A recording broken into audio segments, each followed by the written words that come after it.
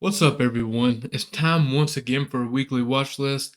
What this is my favorite setups for the upcoming week and how I'm going to trade them. I don't want to waste any of your time. Let's get right to this.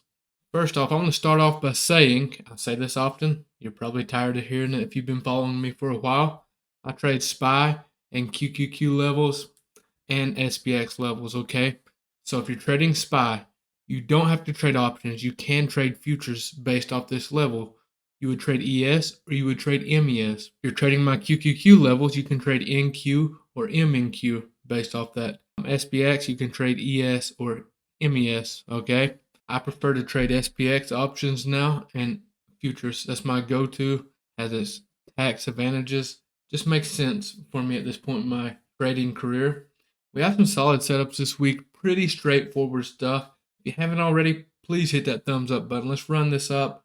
Let's just crush this week.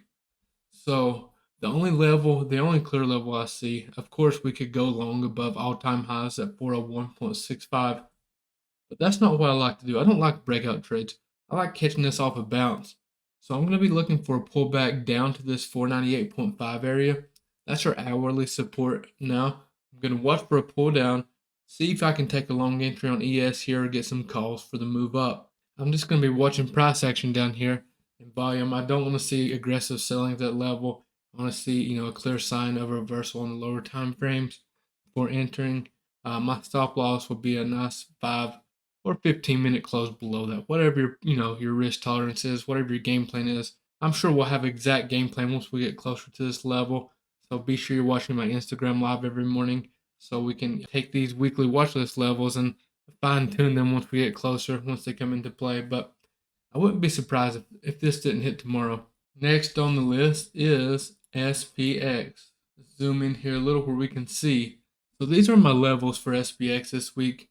Very basic stuff. Have these whole psych numbers, this previous all-time high marked out.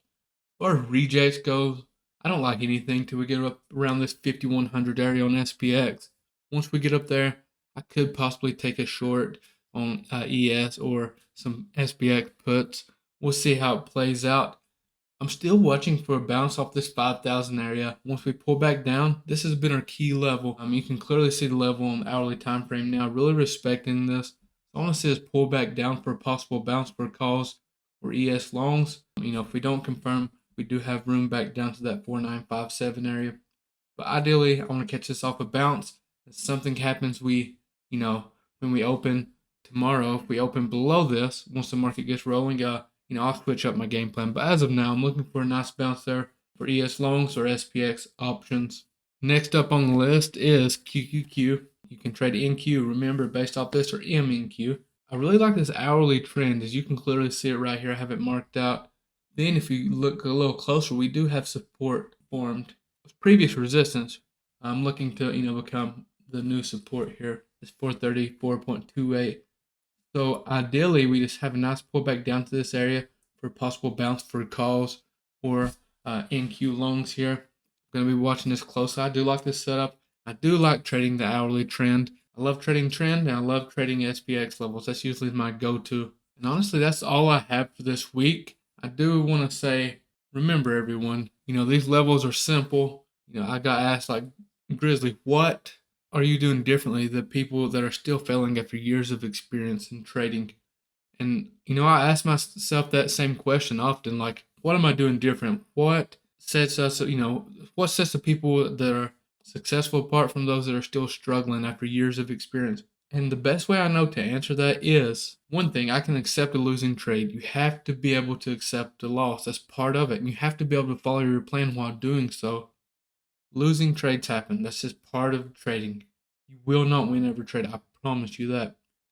And, my trading style is simple. My levels are simple. My game plan we go through every morning is very simple. But doing something simple consistently is not easy to do. I show up every single day. I follow my plan every single day. It's just people, they see how simple it is, but they don't realize how hard it is to be consistent and simple every single day. It takes discipline. And that's all I have for this week. I hope you all crush it. Hope you make a lot of money. If nothing else, I hope you use this week to get ahead, to learn, to just put in the work. Appreciate you all for watching, and I'll see you next time.